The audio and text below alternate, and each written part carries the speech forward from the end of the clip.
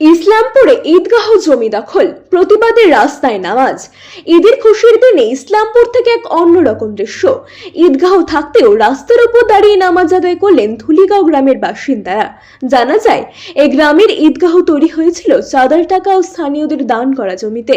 তবে অভিযোগ, তৃণমূলের প্রাক্তন অঞ্চল সভাপতি আব্দুল হক নিজের ক্ষমতা ব্যবহার করে সে জমি নিজের নামে করে নেন। এই প্রসঙ্গে অভিযোগকারীরা কি বললেন শুনুন বিস্তারিত। মোহাম্মদ আলম কি কোন দল করেন? দল না, তো এটা জামাতের ব্যাপার। জামাতের ব্যাপার। হ্যাঁ, আজকে কি হলো? আজকে ঘটনাটা 1 সাল আগে এই ঘটনাটা ঘটেছে। এই আমাদের এখানে একটা ডন আছে, মাফিয়া, সমস্ত অঞ্চলকে লুট করে, মানুষকে লুট করে, লাস্ট পর্যন্ত আমাদের যে খোদাঘর আছে সেটা তার নামে আছে, ঈদগাহ ময়দান আছে সেটা তার নামে আছে। আমরা এই ব্যাপারটা নিয়ে প্রশাসনের কাছে গেছিলাম, প্রশাসন আশ্বাস দিয়েছিল আমরা ওদের কাছ থেকে নিয়ে এটা ঠিক করে দিব, ঈদগাহ নামে করে দিব। জাহাঙ্গীর বাবু কথা দিয়েছিলেন আমাদের, ও লাস্টে এসে বলে দিল আমার দ্বারা হলো না, আপনারা কি সিদ্ধান্ত নেবেন আপনারা নিতে পারেন। লাস্ট পর্যন্ত আমরা জামাত মিলে সবাই একত্রিত হয়ে সিদ্ধান্ত নিলাম যে যতক্ষণ পর্যন্ত আমাদের জমি ঈদগাহ নামে না করে দেয়, আমরা কোথায় নামাজ পড়বো না পড়বো, রোডে পড়বো বা কোনো ময়দানে পড়বো ওখানে নামাজ পড়বো, ওখানে তালা লাগানো থাকবে। রোডে বললেন? হ্যাঁ, ওইটাই বললাম। ভাই, তোমার কি দায়িত্ব আছে? লাব্বানে আলম, অঞ্চল যুব ভাইস প্রেসিডেন্ট তৃণমূলের। আজকে রাস্তায় কেন নামাজ পড়া হলো? আজকে রাস্তায় নামাজ পড়েছি কারণ যে আমাদের রানিং প্রধান আছে নুরি বেগম, তার হাজবেন্ড আব্দুল হক, তিনি দুর্নীতি করেছে। কারণ মানুষ, এখানকার ঢুলিগা জামাতের মানুষ, আমাদের বাপ দাদা পুরুষের আমলের জমি ঈদগাহ, এটা তারা তখন চাঁদা করে মানুষের বাড়ি বাড়ি গিয়ে এই ঈদগাহটা তারা খাড়া করেছে। এখন আব্দুল হক তার ক্ষমতা অপব্যবহার করে মানুষকে লুটিয়ে পুটিয়ে সব কিছু নিজের নামে করেছে। আমাদের ধর্মস্থান যতগুলো আছে, ঈদগাহ বলুন, মাদ্রাসা, মসজিদ, জানাজার মাঠ, কবরস্থান যতগুলো বলুন, সে নিজের নামে নাম করেছে, সবগুলো নিজের নামে রেকর্ড করেছে। তার জন্য মানুষ ওই ঈদগাহতে নামাজ পড়বে না, রোডের মধ্যে নামাজ পড়ছে। আর সেখানে তারা মানুষ, ঢুলিয়া জামাতের মানুষ সবাই ঈদগাহর মধ্যে তালা লাগাই দিয়েছে। তারা মানুষ সবাই বলছে আমরা যদি ঈদগাহতে নামাজ পড়তে না পারবো, ওই ঈদগাহতে আমরা কাউকে আব্দুলের ফ্যামিলিকে নামাজ পড়তে দিব না। তার জন্য কি এখন নামাজ পড়লেন? হ্যাঁ, তার জন্য আমরা রাস্তায় নামাজ পড়েছি। আব্দুল হক কি আগে কি দায়িত্ব? আব্দুল হক যে নুরি বেগম আছে রানিং প্রধান, তার হাজবেন্ড, তিনি প্রাক্তন অঞ্চল সভাপতি ছিলেন, তাকে দল থেকে বহিষ্কার করা হয়েছে, টিএমসি দল থেকে। আপনি তৃণমূলের এখন দায়িত্বে আছেন। আর এখন যে আরেকজন অঞ্চল প্রেসিডেন্ট আছে আব্দুল সত্তার, তাকে জানাইছেন ব্যাপারটা? অবশ্যই তাকে জানাইছি আমরা। এই 1 বছর আগে আবার নুরি বেগম আমাদেরকে লিখিত দিয়েছিল 3 মাসের মধ্যে উনি নাকি আমাদের রেকর্ড করে দিবে জমিটা। প্রশাসনের দায়িত্ব নিয়েছিল, নুরি বেগম দায়িত্ব নিয়েছিল, কিন্তু 1 বছর পেরিয়ে গেল, সেটা এখনো কারো নামে, আমাদের জামাতের নামে করেনি। তিনি এখন বলছে আমি আমার নামে করেছি, আমি আর কারো নামে করব না। এই কথা শুনে ঢুলিগা জামাতের মানুষ ডিসাইড করে নিয়েছে, সিদ্ধান্ত করেছে আমরা রোডের মধ্যে পড়বো, ওটাতে নামাজ পড়বো না যতক্ষণ পর্যন্ত তার কাছে আমরা ওই জমিটা নিয়ে নিতে না পারছি, ততক্ষণ পর্যন্ত আমরা ওখানে নামাজ পড়বো না, আমরা রোডের মধ্যে নামাজ পড়বো।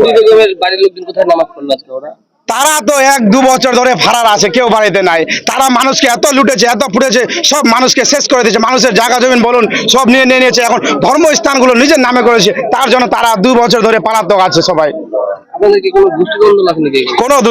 কোনো গোষ্ঠীদ্বন্দ্ব নাই, তিনি মানুষকে খেয়েছে, মানুষ তাকে তাড়িয়ে দিয়েছে ঢুলিগাঁ থেকে। গত বছর প্রশাসনের কাছে অভিযোগ জানানো হয়েছিল। তৎকালীন প্রধান নুরি বেগম ও আব্দুল হকের স্ত্রীর জমি ফেরানোর আশ্বাস দিলেও আজও কোনো পদক্ষেপ নেওয়া হয়নি।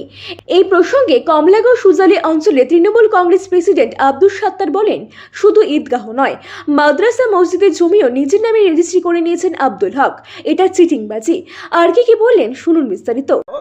গ্রামের মানুষ জমিটাকে দান করেছিল, কিন্তু রেজিস্ট্রি অফিসে তো রেজিস্টার বাড়িতে নিয়ে আসে, সেটা নিজের নামেও করে, কাউকে কিছু বলেনি, নিজের নামে ইটা করেছে। তারপরে এটা গত নামাজে ওরা দাবি করেছিল, আর দাবি করলে আমার মুসলমানদের ক্ষেত্রে সেটাতে কোনো নামাজ হবে না।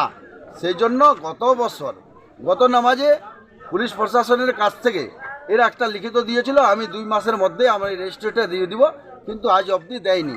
সেই জন্য যেহেতু ওখানে নামাজ পড়লে নামাজ হবে না, সেই জন্য কেউ এখানে নামাজ পড়ে না, একটা বিক্ষোভ দেখায় রাস্তার মধ্যে সবাই নামাজ আদা করলো। গ্রামের লোকজন লোক করেছে না, যার নামে জমিটা আছে, যার নামে ঈদগাহটা আছে না, ও করেছে, এটা বলার আমি বলতে পারবো না। আমি এই মাত্র আসলাম, আমি যেহেতু শুনলাম যে আজকে নামাজ রোডের উপরে হচ্ছে, ঈদগাহতে নামাজ হচ্ছে না। আমি এইমাত্র আসে পৌঁছলাম, কে তালা মেরেছে আমার জানাকারি নাই। দাদা আপনি অঞ্চল সভাপতি, অভিযোগ তো এটা মোটামুটি 14 বছর ধরে তো করেছি। অভিযোগ তো অনেকগুলো আছে, যে দেখেন এই অভিযোগ এইরকম চলে আসলো যে আজকে রোডের উপর নামাজ পড়ছে, তাহলে দেখেন কত বড় অভিযোগ আছে। এই প্রধান বা উনার হাজব্যান্ড পুরাতন সভাপতি ছিল, কিভাবে মানুষকে শোষণ করেছে সেটার প্রমাণ আজকে একটা এত বড় একটা সমাজ, আজকে একটা ঈদের দিন, সেটা ঈদে না নামাজ পড়ে আজকে রোডে নামাজ পড়তে হলো, বড় দুঃখের বিষয়। না অবশ্যই আমরা দলকে আগে জানিয়েছি, আশা করি আজকেও জানাবো। যেহেতু একটা জামাতের লোক এত বড় একটা ঈদগাহ থাকাকালীন আজকে রোডের উপরে নামাজ পড়লো, এটা বড় দুঃখের বিষয়। এর থেকে দুঃখ আর কোনো জিনিস হয় না। ঈদগাতে কি নামাজ পড়তে প্রতিবাদ করছিল, কেউ মানা করছিল আপনাদের? নেই, এটা শুনতে পেরেছি যে দাবি করেছিল। প্রশাসনের প্রতিক্রিয়া নিতে চেষ্টার ফুটেজ, পুলিশ প্রশাসনের তরফে কোনো বিবৃতি। এই প্রসঙ্গে চোপড়ার বিধায়ক হামিদুর রহমান জানিয়েছেন, কারো নামাজ পড়তে বাধা দেওয়া হয়নি, ঈদগাহ খুলে দেওয়ার নির্দেশ দেওয়া হয়েছিল, তবে জমি দখলের বিষয়ে তিনি কিছু জানাননি। এই প্রসঙ্গে বিধায়ক আর কি বলেন শুনুন বিস্তারিত। পুলিশ ছিল, আমি নজরুলবাবুকে বললাম যে হয়তো কেউ নামাজ না পড়তে পারে, অন্য ঈদগাতে পড়তে পারে বা রাস্তায় পড়ছে, বেশ ভালো, কিন্তু ঈদগার যে পুরাতন ঈদগাটা ছিল ওখানটায় তালা মারার কোনো মানা হয় না। আপনি ওখানটায় আছেন উপস্থিত, তালাটা ফাটান, ওখানটায় 1-150 লোক নামাজ পড়ে। তাহলে এরা বলছে যে ওটা বলে আনলিগাল। আনলিগাল তো কেউ দাবি করে নিত, কেউ বাধা দেয়নি তো যে নামাজ পড়তে আসবে না। এটা অহেতুক একটা এত বড় আমাদের পরব চলছে, শান্তিপ্রিয়ভাবে চলছে, অহেতুক কয়টা লোক ওখানটায় একটা বিশৃঙ্খলা ঘটারি করছে। নজরুলবাবু ওখানটায় উপস্থিত ছিল, রামগঞ্জ আসায়, ওনাকে আমি বললাম কেউ তো বাধা দেয়নি ওখানটায় নামাজ পড়তে, যাদের ইচ্ছা চলে না পড়বে না, যাদের ইচ্ছা চলবে ওরা পড়বে। তারপরেও তালা মারে রেখেছে কে? আপনি তালাটা খোলেন, যারা যারা পড়ার পড়বে, যারা যারা যেখানটায় রোডে পড়বে না অন্য মসজিদে যাবে পড়তে পারে, কেউ কাউকে বাধা দিতে পারে না এই ধর্মীয় অনুষ্ঠানে। আজকের দিনটা অন্তত পবিত্র রমজানে। যাই হোক, নজরুলবাবু কি স্টেপ নিয়েছে দেখা যাক। বলছে যে গত বছর থানায় বসে লিখিত হয় যে 2 মাসের মধ্যে রেজিস্ট্রি দেবে এবং ওই জমিটা হচ্ছে মানুষ দান করেছে, নামে করেছে আব্দুল, লিখে দিয়েছে, রেজিস্ট্রি করে দিবে। ও তো বাড়িতে নেই, ওকে তো পিটাই দিয়ে বেড়াচ্ছে, তো কি করে রেজিস্ট্রিটা করতে আসলে ওকে পুলিশ ধরবে বা কেস আছে, এই জন্য ও আছে। ও তো কাউকে বাধা দেয়নি যে নামাজ পড়বে না, বা ও তো দাবি করে না যে আমার জমি, ও তো বলছে সর্বসাধারণের জমি, এবং স্ট্যাম্পে লিখে দিয়েছে।